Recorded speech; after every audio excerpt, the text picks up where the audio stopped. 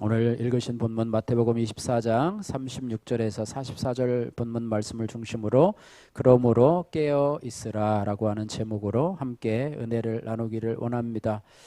예, 성경에서 아직 이루어지지 않은 예언 한 가지가 바로 주님의 재림, 주님의 다시 오심입니다. 그래서 성경에서 주님의 재림은 너무나 정한 사실이고 반드시 이루어져야 할 사실입니다. 예수 그리스도의 재림에 대해서는요, 신약 성경에 약 300번 이상이나 기록되어 있을 정도로 아주 중요한 사실이고요. 사도 바울은 그의 서신서 속에서 이 예수 그리스도의 재림에 대해서 50번 이상을 기록했다고 합니다. 예, 성경에 그래서 예수 그리스도의 재림에 대한 기록은요, 예수님의 초림에 대한 기록보다도 8배나 더 많이 기록되었다고 합니다. 특별히 예수 그리스도의 재림에 대해서만 언급하고 있는 성경을 보면은요, 데살로니가 전후서가 그랬고요, 또 마태복음을 읽으신 24장 예수님의 재림에 대해서, 또 마가복음 13장도 예수님의 재림에 대해서만 언급하고 있는 그런 부분입니다. 그래서 이 재림론이야말로 신약에서 찾아볼 수 있는 가장 중요한 교리 중에 하나라 이렇게 말씀하고 있습니다. 또한 오늘 본문에서 예수님은 제자들에게도요, 또 이 신약 성경에서도 살아있을 동안에도 이 땅에서 공생의 사역 중에서도요, 제자들에게 내가 다시 오실 거다, 내가 다시 오겠다라고 분명하게 말씀을 하고 있습니다. 요한복음 14장 1절에서 3절 말씀에요, 예수님이 이렇게 말씀하시는데요, 예수님은요, 특별히 예수님이 십자가에 못 박히시고 돌아가실 것에 대해서 그 말씀을 듣고 제자들이 슬퍼할 때 예수님은 14장 1절에 이렇게 말합니다. 너희는 마음에 근심하지 말라, 하나님을 믿으니 또 나를 믿으라, 이렇게 하면서 그들을 위로하고 있으면서 2절에서부터는 이렇게 말합니다. 내 아버지 집에 거할 곳이 많도다. 그렇지 않으면 너희에게 일렀으리라. 내가 너희를 위하여 거처를 예비하러 가노니 가서 너희를 위하여 거처를 예비하면 한번 따라해 보세요. 내가 다시 와서 너희를 내게로 영접할 것이고 나 있는 곳에 너희도 있게 하리라, 이렇게 말씀을 하셨습니다. 그래서 예수님의 다시 오심은 분명한 하나님의 약속이고요. 그러면 사람들이 이렇게 관심 있는 것이 뭐냐면, 그러면 예수님이 언제 오십니까? 언제 오실까요? 이런 부분인데요. 예수님은 곧 오실 것입니다. 마라나타라고 말씀하고 있는데요. 그러나 예수님이 다시 오실 그 정확한 때는 아무도 알 수가 없다라고 말씀하시면서요, 마가복음 13장 32절에 그러나 그날과 그때는 아무도 모르나니 하늘에 있는 천사들도 또 아들도 모르고 누구만 아시냐면 아버지만 아시느니라, 그렇게 말해요. 오늘 본문 36절에도 똑같은 말씀을 하시는데요, 오늘 36절 말씀도 같이 한번 읽어보도록 하겠습니다. 그러나 그 날과 그때는 아무도 모르나 하늘의 천사들도 아들도 모르고 오직 아버지만 아시느니라. 아멘. 예. 그래서 42절에도 반복해서 주님 오실 날을 우리가 알 수 없고, 43절에는 심지어 도둑과 같이 임한다, 이렇게 말씀하고 있습니다. 생각하지 못한 때에, 예상할 수 없을 때에 도둑과 같이 임한다, 이렇게 말씀하고 있습니다. 그래서 예수님이 오늘 오실는지 아니면 내일 오실는지 아니면 내년에 오실는지 아니면 100년 뒤에 재림하실지는 아무도 모르고 오직 아버지, 하늘에 계시는 하나님 아버지만 아시느니라. 예수님께서 이 땅에 성육신하러 오실 때에도, 십자가를 지러 오실 때에도 하나님의 명령을 따라서 순종한 것처럼 예수님이 재림하실 때에도 성부 하나님께서 그에게 말씀하실 때에 이제 재림으로 또 이 땅에 오시게 되시겠죠. 그래서 정확한 날짜를 모르는데 예수님의 재림이 과연 우리에게 무슨 의미가 있을까, 이렇게 의아심을 갖는 분들도 있고 질문하는 분들도 있겠지만은, 그러나 우리가 예수님의 시기는 잘 알지 못하지만 그래도 우리는 예수님의 재림을 준비하며 살아야 될 줄로 믿습니다. 그래서 특별히 예수님의 재림을 어떻게 우리가 준비를 할 것인가, 오늘 42절 말씀, 오늘 설교 말씀 제목이죠. 그러면서 주님께서 우리에게 말씀하시는데 한번 따라해 보세요. 그러므로 깨어 있으라. 예, 준비하되 어떻게 준비해야 되냐면 깨어 있으라 이렇게 말씀하고 있습니다. 그래서 우리가 깨어 있어야 되는데 우리가 어떻게 또 어떤 부분에 있어서 깨어 있어야 될지 우리가 오늘 살펴보고 우리가 은혜를 나누고자 합니다. 첫 번째 우리가 주님의 재림을 준비하면서 어떻게 깨어 있어야 되냐면 영적으로 깨어 있어야 된다. 한번 따라해 보세요. 영적으로 깨어 있어야 합니다. 예, 오늘 36절에서 아까 36절 읽었으니까 오늘 37절에서 39절 말씀을 같이 한번 읽어보도록 하겠습니다. 노아의 때와 같이 인자의 임함도 그러하리라. 홍수 전에 노아가 방주에 들어가던 날까지 사람들이 먹고 마시고 장가들고 시집가고 있으면서 홍수가 나서 그들을 다 멸하기까지 깨닫지 못하였으니 인자의 임함도 이와 같으리라. 아멘. 예, 영적으로 깨어 있으라라고 하면서 홍수 전에 이 노아가 방주에 들어가던 날까지 그 시대의 사람들에 대해서 비유로 말씀을 하고 계시는데요. 예, 오늘 7절 말씀에 보니까 노아의 때와 37절에 노아의 때와 같이 인자의 임함도 그러하리라 라고 말씀하시면서 38절에 홍수 전에 노아가 방주에 들어간 날까지 사람들이 어떻게 해요?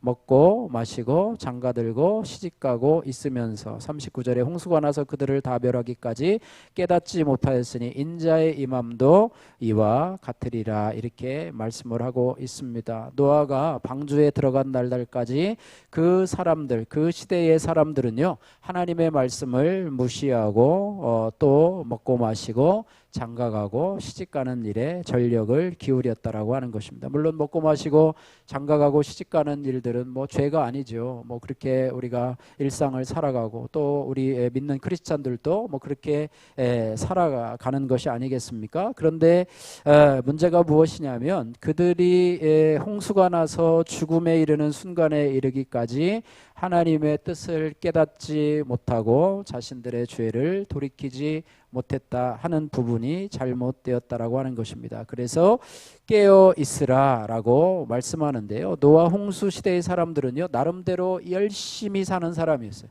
오늘날도 우리가 열심히 살잖아요. 그죠? 오늘날도 사람들도 열심히 나름대로 사는데 문제는 뭐냐면 영적으로 볼 때 잠자고 있었다고 하는 것이죠. 예, 영적으로 잠자고 있다. 성경에서요. 이 에덴 동산에서 아담과 하와 이후로 원죄에 빠진 사람들을 영적으로 뭐라고 그러냐면 영적으로 죽었다 이렇게 말씀해요. 하나님과 관계가 끊어졌고 하나님과 원수된 관계에 있는 사람이다라고 말씀하고 있습니다. 그래서 영적으로 죽었던 사람인데 영적으로 잠잔다는 것과 죽었다는 것은 뭐 잠자는 것과 죽는다고 하는 것은 뭐 거의 외적으로 비슷하긴 하지만은요. 어쨌든 영적으로 잠을 잤는 사람이다. 영적으로 잠자는 사람들의 특징은 뭐냐면 하나님의 말씀을 깨닫지 못한다고 하는 것입니다. 예, 그래서 다 영적으로 잠을 자고 있던 시대에 노아의 가정만은요 하나님의 말씀에 깨어 있었어요. 하나님이 노아에게 방주를 지으라고 명령할 때에 그 방식대로 순종해서 노아의 방주를 지었던 사람이죠. 주변 사람들은 다 조롱합니다. 무슨 뭐 햇볕이 이렇게 짱쨍쨍하고 하는데 무슨 홍수가 온다고 이렇게 방주를 짓느냐. 그것도 평지가 아닌 뭐 우리가 아는 아라라산 꼭대기에다가 방주를 짓느냐 하고 조롱하고 이렇게 했었습니다. 이 노아의 가정은요 하나님의 말씀을 믿고 그 말씀대로 살아가는 영적으로 깨어있는 가정이라고 하는 것입니다. 그래서 하나님의 말씀과 상관없이 살아가는 삶은 영적으로 보면 잠을 자고 있는 상태다 이렇게 말씀하고 있습니다. 그래서 사람들은 하나님의 말씀과 상관없이 어떻게 살아가느냐? 본능을 쫓아 살아가죠. 본능을 쫓아 살아가고 또 자신의 욕심을 쫓아서 살아가는 사람입니다. 그래서 요즘 사람들은 어떻게 해요? 그냥 느끼는 대로 살아가. 네가 하고 싶은 대로 하고 살아가. 요즘 종교다원주의 시대에 그렇게 요즘 사람들은 자기 자신이 하고 싶은 대로 자기 자신들의 느낌대로 살아간다고 생각을 하는데요. 그런 사람들이 바로 영적으로 잠자고 있는 사람, 또 영적으로 죽은 사람이라고 우리가 표현을 할 수가 있습니다. 그래서 성도에게요, 문제의 시작은 어디부터 시작이 되어지느냐? 하나님의 말씀과 멀어지는 것으로부터 시작이 되는 거예요. 하나님의 말씀이 은혜가 되지 않아요. 은혜가 돼. 여기서부터 문제가 시작이 되는 것이죠. 영적으로 볼 때 졸고 있는 것이죠. 영적인 세계에 대해서 둔감해지고 있는 것입니다. 요즘 하나님이 나에게 무슨 말씀을 하시는지, 하나님이 나에게 어떤 경고를 하시는지, 하나님이 나에게 어떤 길로 나를 인도하시는지, 이런 부분에 대해서 점점 감각이 떨어지는 것이죠. 그래서 그냥 나만 내가 느끼고 또 내가 계획하고 또 내가 주도적으로 살아가는 삶, 그런 삶을 살게 되는 것입니다. 겉으로 보면 전혀 문제가 없지만은 하나님과의 관계에 있어서 점점 멀어지고 있는 그런 부분이지요. 그래서 성도는요, 모든 삶을 하나님의 말씀과 연결해서 생각해야 되고 또 말씀 안에서 판단해야 되는 것입니다. 그래서 하나님의 말씀은 우리의 삶을 인도하는 길이 되어 주시는 것입니다. 시편 119편 105절에 우리가 늘 암송하는 말씀이죠. 주의 말씀은 내 발의 등이요 내 길의 빛이니이다. 우리 매일 성경 앞에 그 주제 성구로 늘 우리가 암송하는 말씀인데요. 그래서 우리가 매일매일 성경을 통해서 우리가 깨달아야 된다, 이렇게 말씀을 하고 있습니다. 노아가요, 그 시대의 사람들과 다른 것은 그에게는 하나님의 말씀에 대한 분명한 깨달음이 있었다고 하는 거예요.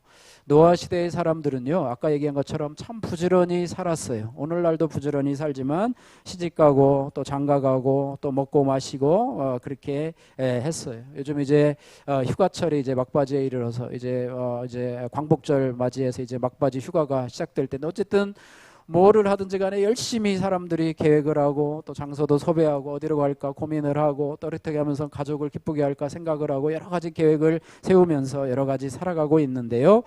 그렇게 살아가면서 자신이 하는 일이 영적으로 하나님과 어떤 가치가 있고 의미가 있는가를 알지 못하고 살아가는 사람들이 있다라고 하는 것입니다. 하나님의 말씀이 없기 때문에 그들은 자신들이 어디에서 와서 무엇을 하며 어디로 가는지 알지 못한다고 하는 것입니다. 그래서 그것이 바로 방황하는 것이죠. 요즘에 이번에 왔던 그 제6호 태풍 카눈이요, 갈지자로 왔다 갔다 했다고 하지 않습니까? 앞으로 이 기후 온난화 때문에 앞으로 이런 태풍들이 많이 발생할 가능성이 있다고 하는데요. 참 이 경로를 예측하기 힘든 태풍 모습이라고 생각이 되는데요. 우리 인간의 삶도, 말씀이 없는 인간의 삶도 갈지자와 같이 자기는 나름대로 열심히 계획하고 살아가는데 위에서 요즘 뭐 드론이 많이 유행하는데요. 드론으로 그 사람의 삶을 영적으로 진단해 보면은 하루는 여기로 갔다, 하루는 저쪽으로 갔다, 갈지자로 방황하면서 살아가고 있는 모습이라고 생각이 됩니다. 예전에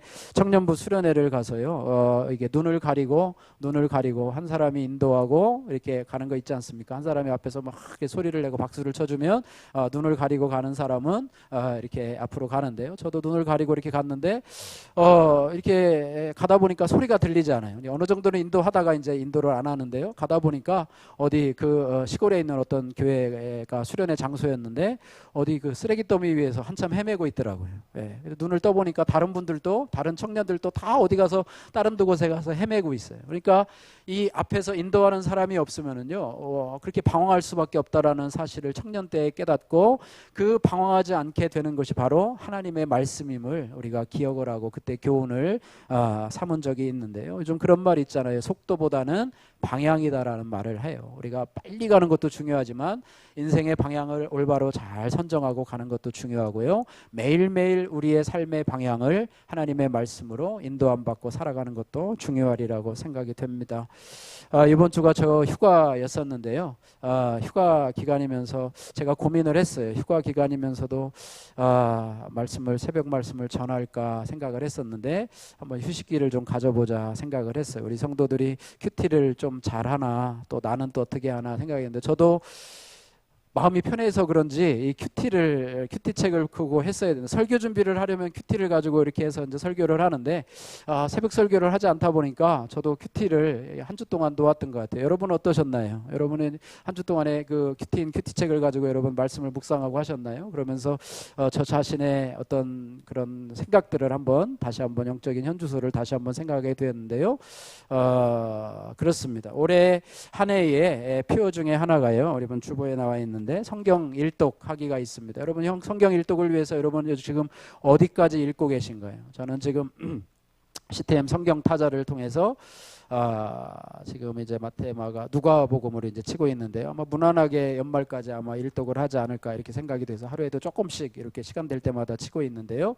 여러분 말씀에서 멀리하면 여러분의 삶에 방황이 시작된다는 것을 여러분 기도가면서 여러분 성경 여러분 다독이나 정독이나 여러분 큐티 하는 것, 또 주일날 와서 하나님이 주시는 말씀, 또 새벽마다 주시는 말씀을 통해서 여러분들이 여러분의 삶의 문제를, 또 여러분의 삶의 가치를 하나님 말씀 안에서 새기기를 원합니다. 인간은요, 동물과 다르게 하나님의 형상으로 창조되었습니다. 하나님께서 그 코에 생기를 불어넣어 주시고 하나님의 형상으로 창조하셨어요. 그래서 우리 인간이 하나님의 영으로 영적인 인간이에요. 그래서 영적으로 살아갈 때 우리의 삶이 의미가 있는 것인데요. 여러분 영적으로 하나님에 대한 지식이 충만해져서 하나님과 동행하면서 살아가시는 그런 은혜가 있기를 주님의 이름으로 축복합니다. 그래서 주님의 재림을 막기 위해서는 우리가 영적으로 늘 깨어 있어서 말씀과 함께 동행하며 살아가야 될 줄로 믿습니다. 적용의 말씀입니다. 나는 영적으로 깨어 있습니까? 아니면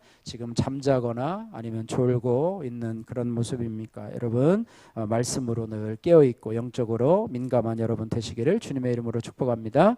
두 번째로 우리가 다시 오실 주님을 맞이하고 깨어 있으려면 영혼 구원에 대한 관심을 가져야 한다라고 하는 거예요. 오늘 40절에서 41절 말씀 이거 생각하면서 같이 한번 읽어보도록 하겠습니다. 40절 41절입니다. 그때에 두 사람이 밭에 있음에 한 사람은 데려가고 한 사람은 버려둠을 당할 것이요 두 여자가 맷돌질을 하고 있음에 한 사람은 데려가고 한 사람은 버려둠을 당할 것이니라. 아멘. 여기 비유에 대한 말씀인데요. 두 사람이 밭에서 있음에, 밭에서 뭐 하겠습니까? 뭐 밥 매거나 뭐 농작물을 이렇게 정리하고 있겠죠. 밭에서 일을 하고 있는데 한 사람은 데려가고 한 사람은 버려둠을 당할 것이요 두 여자가 집에서 맷돌질 뭐 집안일을 하고 있는데요. 한 사람은 데려가고 한 사람은 버려둠을 당할 것이라 이렇게 말씀하고 있습니다. 예전에 그 휴거라고 하는 영화가 유명했는데요. 뭐 휴거라는 두 사람이 이렇게 일을 하고 있는데 갑자기 한 사람이 없어졌어요. 그래가지고 옆에 있던 분이 이거 도대체 어디 갔지? 라고 하는데 휴거된 거죠. 들림받았다라는 표현도 많이 쓰고 있었는데요. 두 사람이 같이 밭에서 일하는데 한 사람은 데려감을 당하고 구원받은 거겠죠. 그죠? 들림받아서 하나님의 천국 잔치에 어린 양의 혼인 잔치에 들어가게 되고 한 사람은 버려둠을 당할 것이다 이렇게 말하고요. 두 여자가 맷돌질을 하고 있는데 한 사람은 데려감을 당하고 한 사람은 버려둠을 당하게 될 것이라. 주님의 재림의 날에 한 사람은 구원받고 한 사람은 심판을 받고 버려둠을 당하게 될 것이다 이렇게 말씀을 하고 있습니다. 참 버려둠을 당한다라고 하는 말이 참 비참한 얘기인데요. 참 요즘도 사람들에게 버림을 당한다는 것도 참 비참해요. 독거노인들 그래서 요즘에는 교회에서요 이 독거노인들에게 우유 배달을 하는 그런 교회도 있다고 그래요. 그래서 매일매일 우유를 배달하는데 하루 우유를 배달하면 이제 그분이 밖에 나와서 우유를 이제 가져가다가 드시고 또 이렇게 하잖아요. 근데 이 독거노인이 몸이 아파서 밖에 있는 우유도 찾아 먹지 못할 때가 되면 그 우유가 쌓이잖아요. 그러다 보면 이제 이분이 뭐가 문제가 생겼구나라고 해서 이제 이제 구청이나 또 거기다 이제 시청에 연결을 해서 이제 사회복지 담당하시는 분이 보호사가 가서 이제 챙겨주는 그런 역할을 하게 되는데요.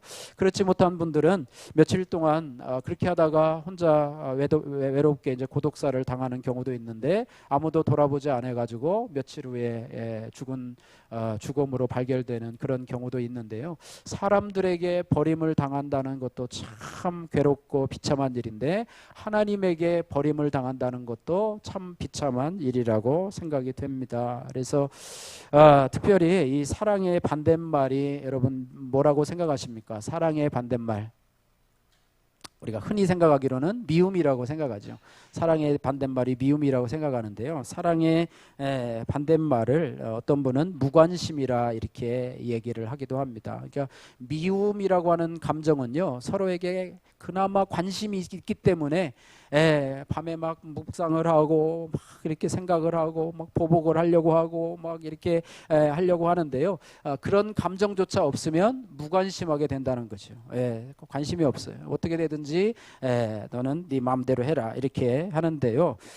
사랑의 반대말은 무관심이라 이렇게 생각을 하게 되는데요. 하나님의 무관심, 하나님의 버려두심이 인간에게는 가장 비참한 것입니다. 여러분에게요, 여러분에게 고난이 다가오잖아요. 여러분이 하나님의 원하는 길을 벗어나서 방황하게 될 때 하나님께서 여러분에게 때로는 질병이나 사고나 여러분 사업의 실패를 통해서 여러분들을 가는 걸음을 멈추게 하시는데요. 그것 때문에 여러분 원망하지 마시고 그것이 하나님의 사랑의 손길임을 여러분 기억하시기를 바랍니다. 할렐루야.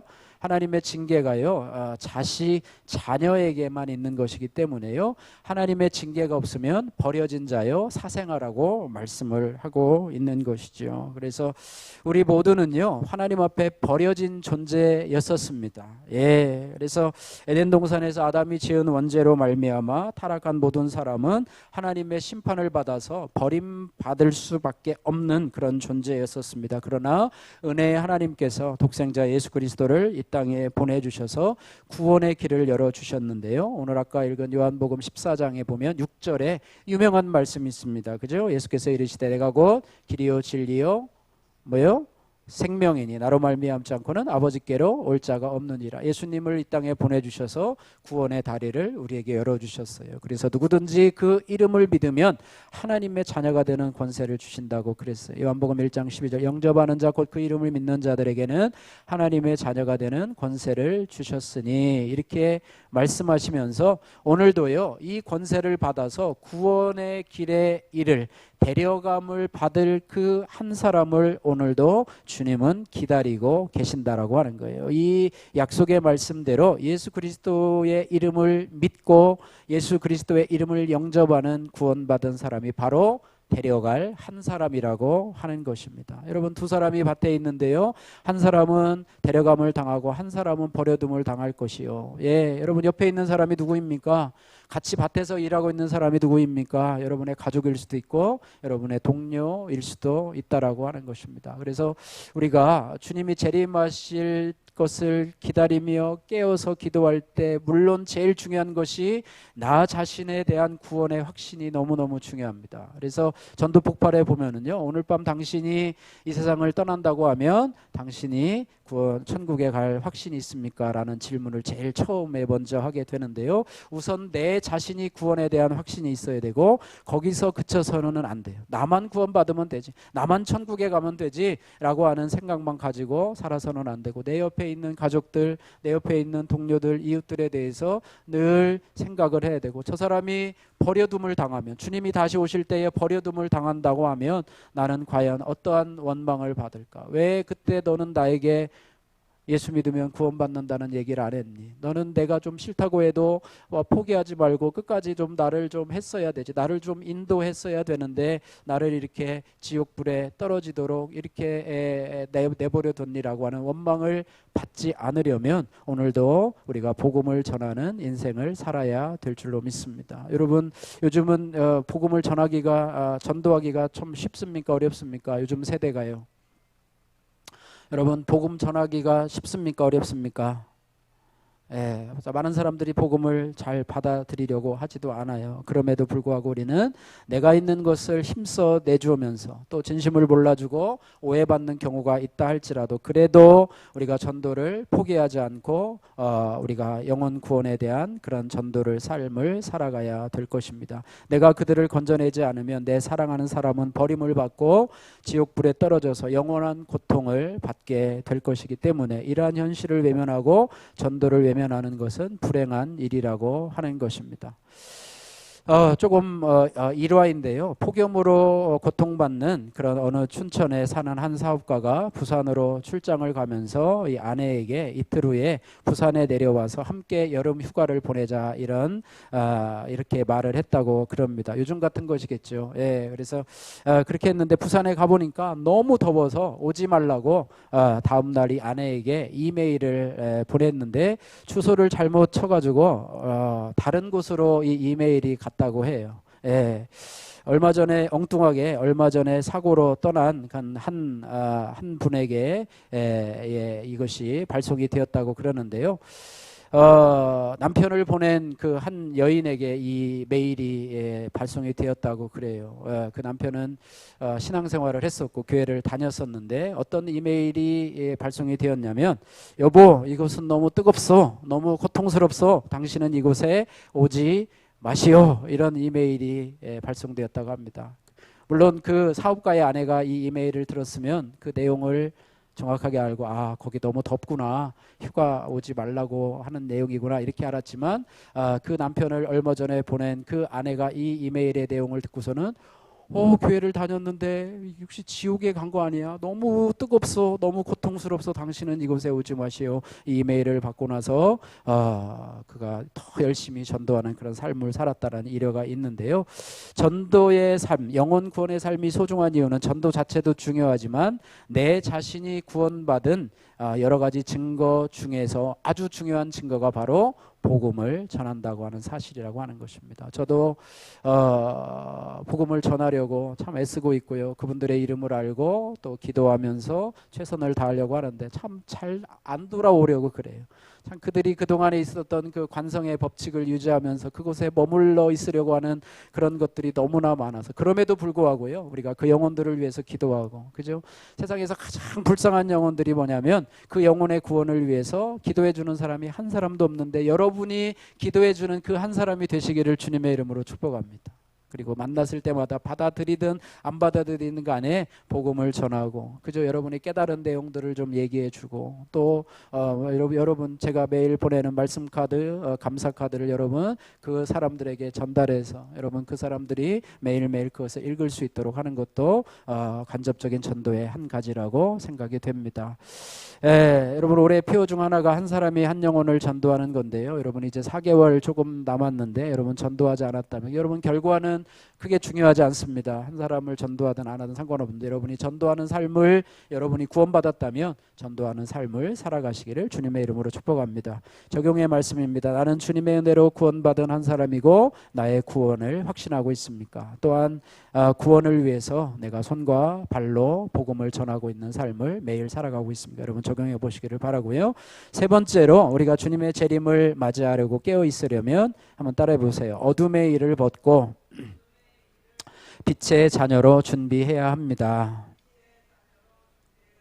오늘 42절에서 44절 말씀인데요. 같이 한 목소리로 같이 한번 읽겠습니다. 그러므로 깨어 있으라. 어느 날에 너희 주가 임할는지 너희가 알지 못함이니라.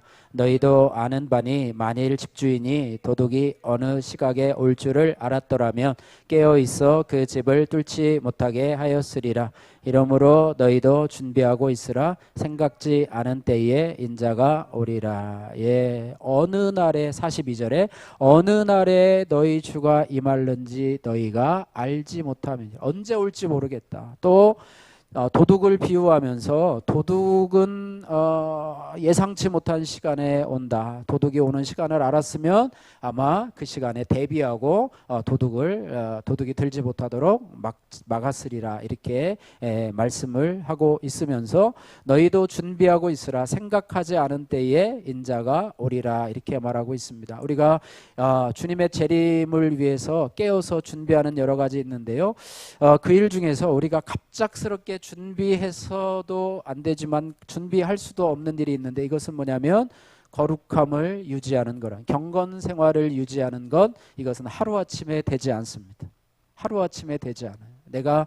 하나님은요, 성경에 우리를 보고 빛의 자녀라고 말씀하고 있습니다. 하나님은 빛이시고요, 우리는 빛의 자녀라고 말씀하고 있으면서 빛의 열매를 에베소서 5장 9절 말씀에 한번 따라해 보세요. 모든 착함과 의로움과 진실함에 있느니라. 할렐루야.